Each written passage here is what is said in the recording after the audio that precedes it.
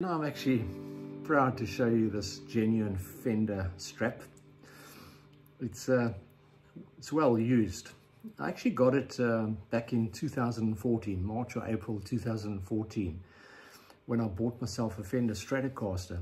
In that I only had a Les Paul, and it's not very highly cut out, as you know, and I wanted to play David Gilmour's Shine On You Crazy Diamond along with my CD. So I convinced my wife to allow me to buy a 60-year commemorative reissue, which the salesman was very good to impress me with. When I saw the guitar, I was blown. Then I heard it and I wasn't impressed. He was playing through a 15-watt little amp in the music store, and then he put it through a 200-watt amp, and he turned the volume up for me because I'm slightly deaf. I said, that'll do, because I was used to the humbuckers of you know, the double wound pickups of the Les Paul. So that impressed me enough. You know, I want to talk to you today about super shredding. Not that I aspire to be one, but I know you want to be. But the joy on my face is when I discover what is involved. I'm a bit academic that way. I need to understand things. Now remember, I played guitar till the age of 55 before I knew a single scale. I did, even though I played in several bands and had performed live many times, not professionally, amateur band, but for big audiences, up to 1,200 at times, people in a small city. So we did all right, you know, for 2.5 years. And before that, 2.5 years as in a teenage band, played for crowds of up to 300. But what I want to share with you is the secret sauce of knowing what these super shredders are doing. Now, disclaimer, I'm not that very good at it, but my objective is to teach you what they're doing. So let's kick off. If I go like this. Do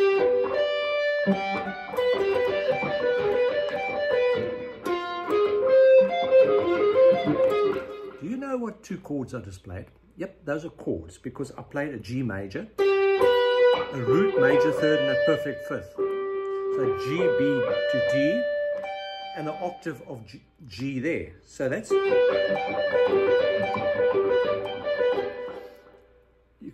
that is referred to as a triad, and a triad is a chord, because 1, 3, and 5, I'm talking about the intervals of the major scale, makes up a major chord. 1, 3, 5. A minor chord, F minor. There's F, minor interval. That's a minor interval. And then that's the perfect fifth, because you know that interval, that shape there, you know it as a power chord. And I'm playing the octave there on the 13th fret of the E string. So there's G major.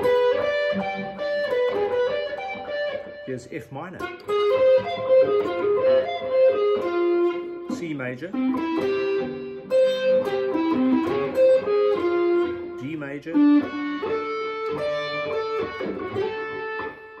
Now if you can pick that fast enough, it's actually going to sound pretty cool, especially when you turn a lot more gain distortion on your amplifier. But I'm keeping it relatively clean so that you can hear the notes rather.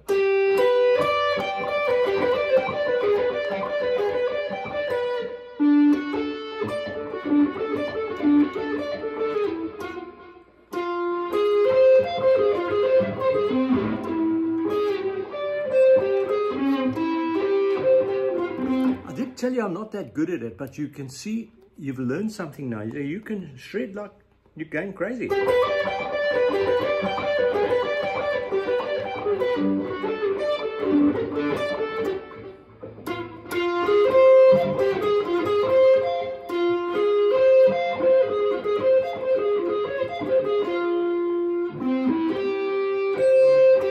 C major.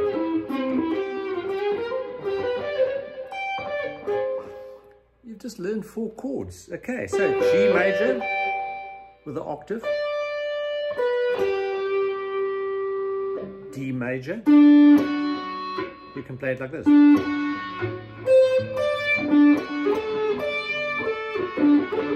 Oh, that's the way I did play it. And then F, there's the F at the 15th fret, the minor, and then the C major. Hopefully that gives you some idea. And then an E minor, so you got E, a G, a B, a B and a G. E, B and G is E minor, and back to E.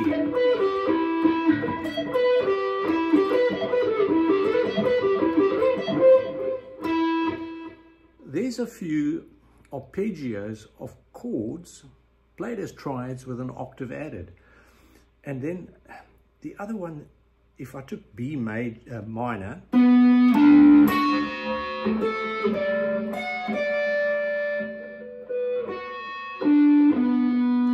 it's just a 5-string arpeggio. There's the B, the flat third, and the perfect fifth. B to the F sharp, F sharp.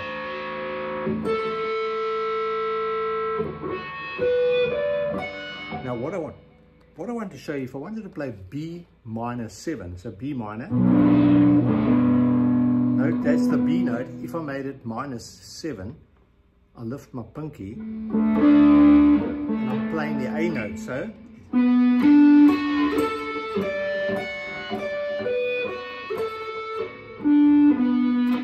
B -7 arpeggio, okay? B, D, being the minor third, F sharp being the perfect fifth, B again, D again, the minor third, perfect fifth, and the A, the dominant seventh or the flat seventh. Here's D major.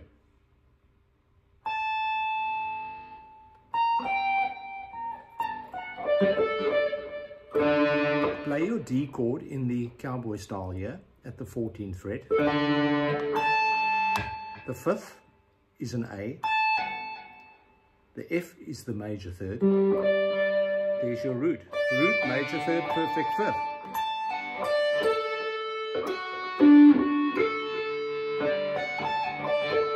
Now an observation here. F sharp, D, and A were all contained in the B minor 7. Because the B minor 7, dominant 7, has the A note.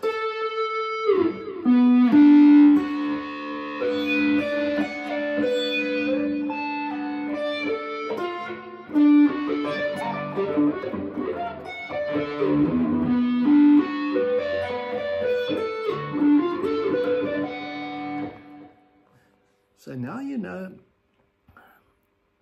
some of the chord structure behind these amazing licks that these guys play. Like, let's look at that E minor one again.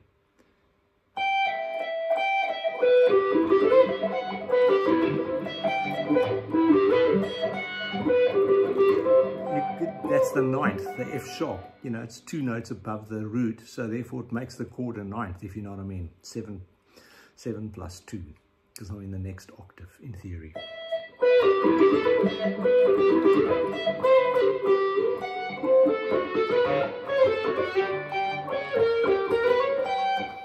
And so, hopefully this adds to your arsenal of information. I certainly hope so.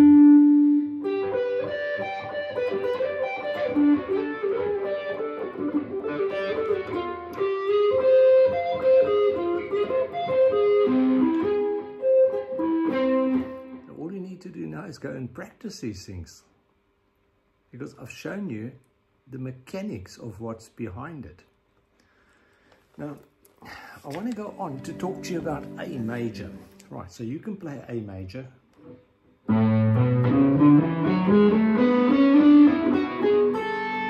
like that. Let's call that position 1, coming off the.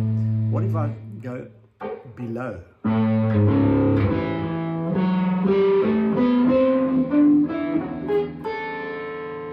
Following? Root, major third, perfect fifth.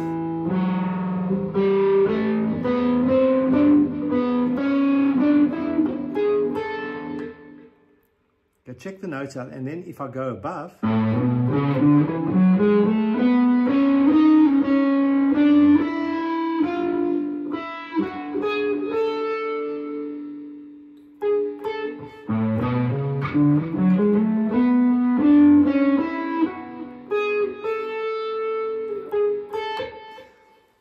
about it. Just have a look at the notes. A, B, C sharp, D, E, F sharp, A flat or G sharp, back to A. And then take it into the next horizontal octave. So that's one way.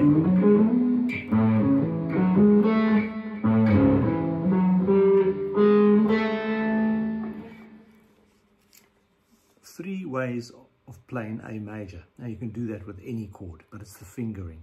Now according to legendary guitarist Steve Morse, you need to be able to do all 3. Now I hesitated because I don't practice scales as much as I should, but I know what the notes are when I think about it. But I thought I'll throw that in as a bonus for you. So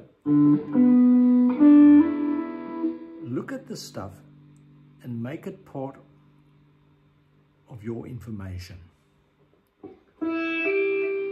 Now this third one I want to share with you is this legato exercise, which I came across from this fellow, a European fellow, which really can strengthen your hand. He emphasizes that you've got to go really slowly when you practice legato to really get it smoothed out. And so for all these arpeggios and everything, go really slowly. So what I'm talking about here is hammer-ons and pull-offs.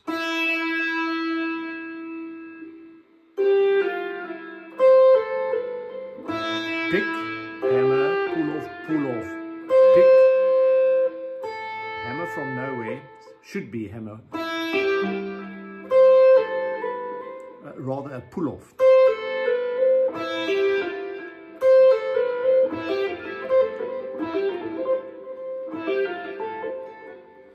Now, okay, let's just do it again. Pick,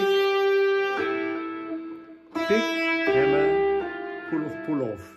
Pick, pull-off, hammer, hammer.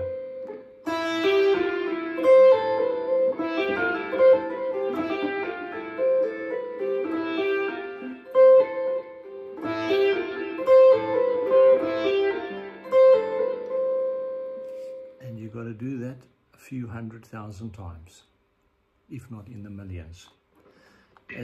So I'm quite new to this.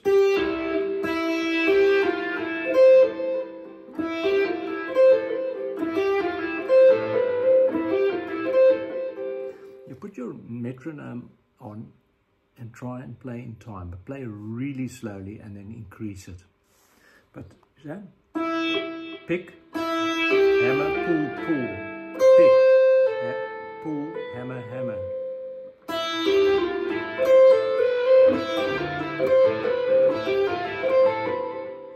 It will challenge you, and I tell you, the first 2 days it really pulled me in the forearm. So even though I've been playing like a maniac for 10 years, I urge you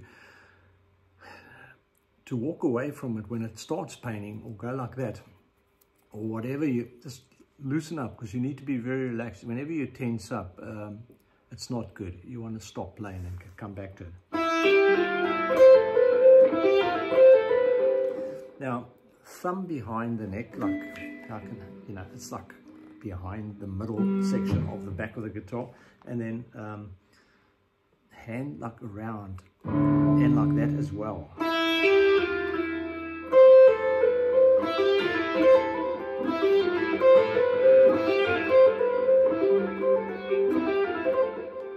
Objective must be to try and get the notes as smooth as possible. Now you can see I'm struggling, and I'm going to tell you, if you don't struggle, then you're way advanced beyond what I'm trying to show you.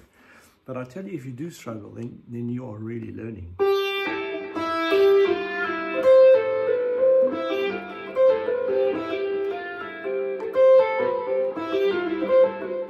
You want to get to the intensity of, or the sound that you hear, the same volume.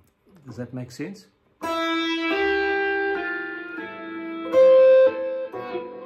Now you can see I'm struggling to get that hammer on.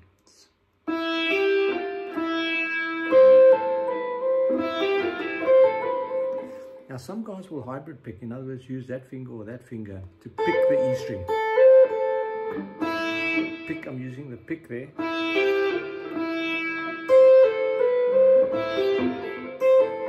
Because it's a softer attack. Now this is not the ideal guitar, because you can hear it hasn't got as much sustain.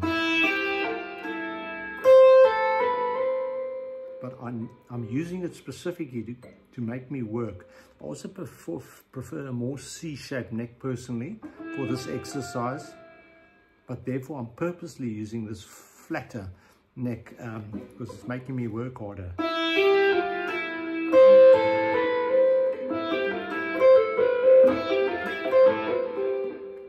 What I discovered on day 4, I find that if my fingers, I'm still working on it, but I need to get that technique right where the fingers are more curled.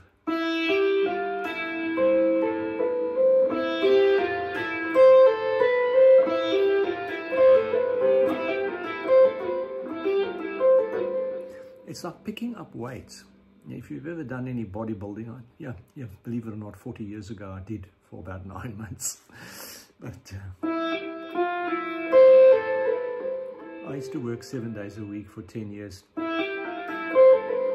So a friend of mine that I used to play in the band with asked me to come along, and I got quite addicted to it for a while, but it was really, with a young child and newly married, it was quite difficult. About the same time I gave up guitar. But for a while, like many years, but let me tell you, always come back to it. You know, I came back to it like 34 years later, and I haven't looked back. It's spiritual to me, and so it should be for you. So how's your arpeggios coming on now?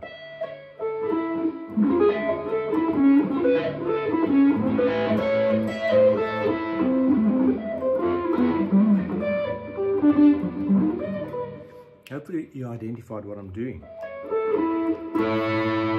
So that's a G, that was an A major. That's A minor. Because there's the C sharp, which is the major third of A. You don't believe me? A, B, C sharp.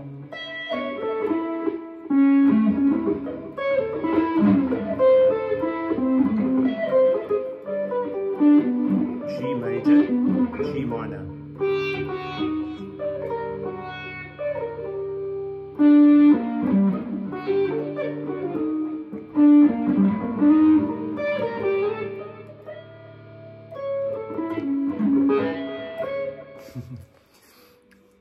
Gives you something to think about, and don't forget this one,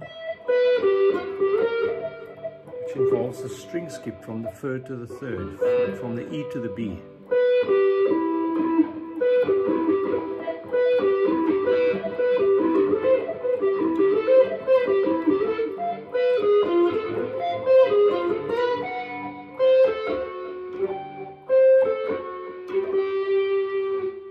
Play around like I'm doing, and if you got the time and you got the motivation, and make the time, by the way. I started playing at 5:30 this morning, but I wasn't playing this. I was working on something else.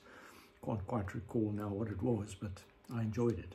Played for an hour and a half before my family got up, which is my wife and 4 dogs. And as I said to you, it's spiritual to me. Anyway, thanks for viewing, and honestly, this stuff is very casually presented, but it has a huge amount of information, and if you're prepared to put the time in, you'll be astounded what you can do with it. As long as you recognize that there's at the 15th fret to the 13th fret on the B string, there is an octave, but I like to think you know that.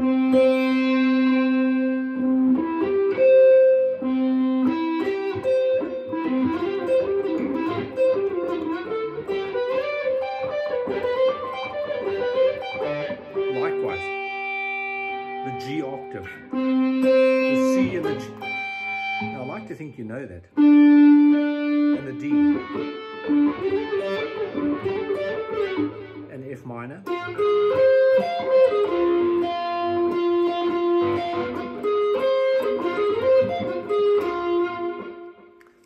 You know, if I took F there, there's my octave. Figure out where all those octaves are.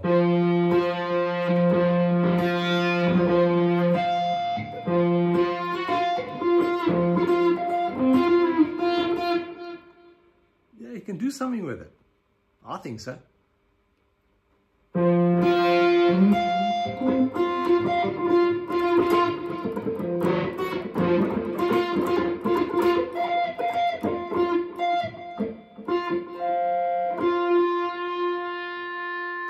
if I went like that, root perfect fifth, that's the ninth, in case you didn't know that.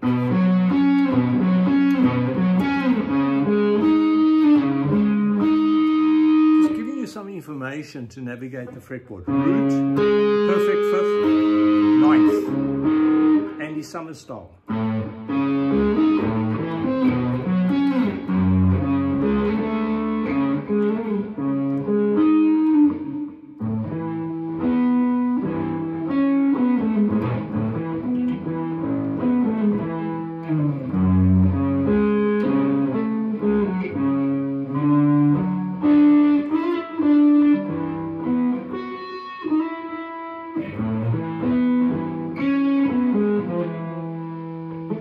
Help you in another. There's a A9, and then you can ask me, well, what is that? Well, it's a major third, C sharp.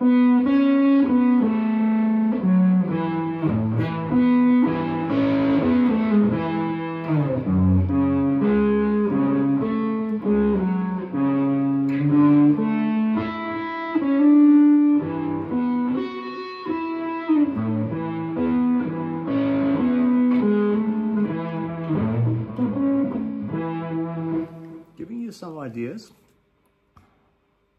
to think about. I'm not, I stress this, I'm not aiming at technical accuracy. I'm talking about knowledge, fretboard knowledge. Some of the stuff I taught you is huge. If you think about it, it's huge. As I said, if you don't know what I'm talking about, go back on my channel, look up things like intervals, get to know the fretboard. Octaves. I've got a lot of lessons, a few hundred. I've got a lot of me jamming, which I know some of you enjoy, and you probably don't enjoy these long lessons, but I appreciate you viewing. I've got to get my hours up. It's a long way for me to go to get 3,000 hours, but I've got 594 subscribers, and that achieved in less than 14 months. Thank you all very much for your very, very generous gift of your time to view my long form and short form videos. I like to keep you entertaining in my jams, and watch next month. I will be jamming with a few friends. I know most of us are way over the national speed limit, but I think you're going to enjoy what the old boys can do. Catch you next video. Okay, keep viewing. There's a lot of information here. Thank you.